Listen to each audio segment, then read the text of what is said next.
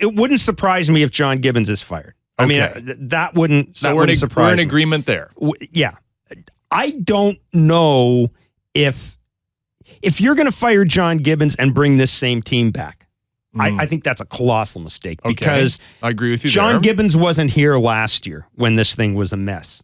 That was John Farrell and Brian Butterfield. Who at some point Brian Butterfield became God. I don't know when this happened, but people who keep sending me tweets and Brian Butterfield would be a great manager. No, he wouldn't. He was here last year. They stunk last year. They ran into outs at third base last year. They were a mess last year. Brian Butterfield's not the answer to anything.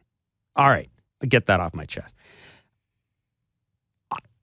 If you fire the manager and bring back this same group, I think the only thing you've done, if you're Alex Anthopoulos, is you've destroyed your credibility because you were the guy who listened to a bunch of people and brought John Farrell in.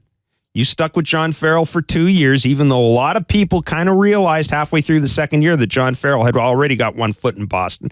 Then you go out and you bring John Gibbons back. You make a gut call, bringing Gibbons back, and I got no problem with that. But, man, if you make a gut call to bring John Gibbons back, I think you're obligated, if you're Alex Anthopoulos, to bring him. You're obligated to bring him back next year, and you're obligated to address some of the other issues in this team first. And I've said this often, Dirk, and I think we're in agreement a little bit on this. I don't think you look at the guys who just joined this year. You look at the guys who've been in this team for 3 or 4 years. They were the guys that should have stepped up and said, this is my team. We're going to do this my way. Starting with the right fielder. That's my sense. You mean Jose Bautista? Moises Sierra? No, Jose Bautista. Honestly, my first move, if I'm Alex Anthopoulos, knowing that I'm going to need pitching, because I just don't trust any of these guys, is to take a look at Jose Bautista's contract. And here's the way I look at it. Yeah, Jose Bautista isn't the player he was 2 years. He's never going to hit 50 home runs again. Hold on. Just let me finish. No. But that's a good value contract. Oh, my God. Wait. Great value contract. Wait. How? I have been getting crucified all year long saying that Jose Bautista is your big trade chip. That's because you're a dick. and I'm not. That's why you get crucified. Right. Yeah, right. I meant you're a dirt. The truth is that Jose Bautista was supposed to be the guy who was going to shepherd this team. He was going to be the leader here. What's this thing with shepherd? Wait, have you gone religious again? No. Look, there are dominant personalities in the club, and that was one of the concerns that you brought in John Gibbons. This is part of the argument. Article up on sportsnet.ca, written by me. Jump on it. Go ahead. Got a spelling mistake in the third line. Hey, that's not my fault. No, it doesn't. Copy editors exist for a reason. But look, you jump on there, read it, come listen to us then. And here's the deal. John Gibbons was really brought in because this team was so full of these leadership personalities that he was going to help facilitate them and figure out how they were going to come together as a group. Someone was going to rise from their ranks. Some proven winner in a group that has no proven winners was going to rise up and show this team how to win. Mark DeRosa would reign supreme over everyone. Something was going to happen, and there's a big concern that this would become the Miami Marlins of 2012 if you brought in some hard ass that was going to, I don't know, just be a wild card in there. So you wanted somebody who could help the process of them coming together to be the super team they were supposed to be. It didn't work. And now you have to look and you have to figure out where, why, what went wrong. Do I think that's John Gibbons' fault? No, I don't think it was John Gibbons' fault, but I think he's the easiest piece to get rid of and replace. But you're right.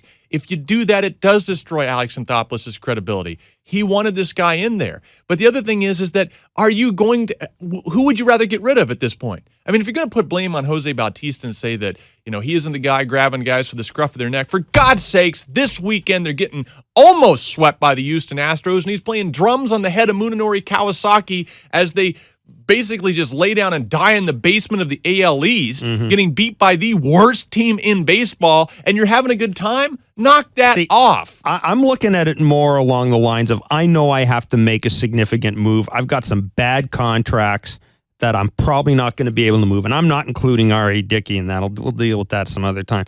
But you've got some bad contracts like Mark Burley's. You're probably not going to be able to move. I've got to get another pitcher in here. Jose Bautista, that contract is so team friendly. I mean, it would hurt to trade. I don't mind losing the player as much as I mind losing that contract, because that's just such an ungodly team friendly contract. But there may be value in that, because there are going to be a lot of teams in the offseason with big payrolls that need to add another player. And if you can maybe trade Jose Bautista to Texas, Texas is getting a team-friendly contract. They're getting another bat. I'm just throwing it out there. But, I mean, I think in some ways, Dirk, yeah, but the problem is that when you do make that trade, and this is what we can't fall into again, okay? The Blue Jays can't go out, and I think John Farrell's comments about the Jays being very scouting heavy, finding tools but not developing players, having a focus on the player development, is actually pretty accurate to how the Jays work. What I would hate to see is unload Jose Bautista, go find a bunch of tools that come into a culture that is comfortable with failure. Again, because there's no hard ass or dick or whatever that's going to come into the locker room and say, you know, I can't tolerate this. Oh, you guys are comfortable? Try being uncomfortable for a change. Try being in a situation where even when your superstar plays drums on the head of Munenori Kawasaki when the team is in the tank and Rodgers is thinking about laying off workers because the team is so bad it's starting to become less profitable and you've got to cut back somewhere. Change that. You can't go out and just find more tools that are going to make the stat line look better at this point. I love tools. Tools are self-evident. I want it there. But at some point in time, you have to inject a tiny bit of jerkdom or hard ass that does not tolerate failure. And I don't know where that's coming from at this point. No. So it's not going to be John Gibbons. If it's going to be Jose Bautista, like you're speculating, I don't want to just go out and get some big stud prospects. Bring in some guys that are going to make them uncomfortable with losing. One of the things, reading Dirk's story, kind of woven in it. There's something I think people need to keep in mind as we have this discussion. Just because a move hasn't worked out doesn't mean that at the time it wasn't the right move to make. Right. And you refer to that very well. But the Marlins deal, we all make that deal. Yeah. We absolutely. all make that deal. It was the right deal. Yeah. And I think John Gibbons was honestly, I mean, based on the argument, I think he was an okay choice for the manager. I'm not mad at that choice. I think he was the right is as good that has failed now, so something has to change, which is why you and I are not comfortable with this language that says all these core players are the proven winning players. They're not. None of these core players have proven to win anything. They're not winning players. And we're just going to snip here a little of these fringe guys, and it's going to be the same thing next year, and the window will be open, and we'll reset, and we'll do it all again the same way. It'll just be better because we'll have people healthy and yada, yada, yada. I don't believe it. I don't believe it. I don't think the fans are going to believe it either, Jeff. No, this is the thing. I agree that after a year like this, when expectations were so high, you can't just sort of throw your hands in the air and say, well, guess what, fans? Didn't work out. Come back next year. Buy some tickets for next year. You have to do something.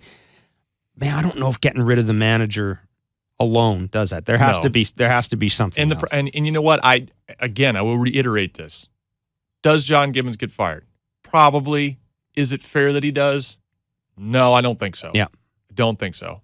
But that's the cruel political nature of baseball economics, right?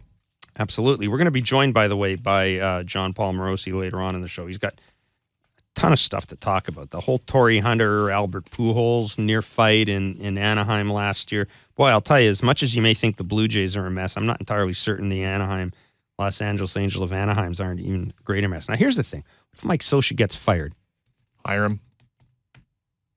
Then you think that Alex Anthopoulos might lose credibility unless he goes out and hires a Mike Scioscia. Well, yeah, right. I'm throwing that out there. That's the thing about credibility. I have a feeling it can be bought and sold. Yeah,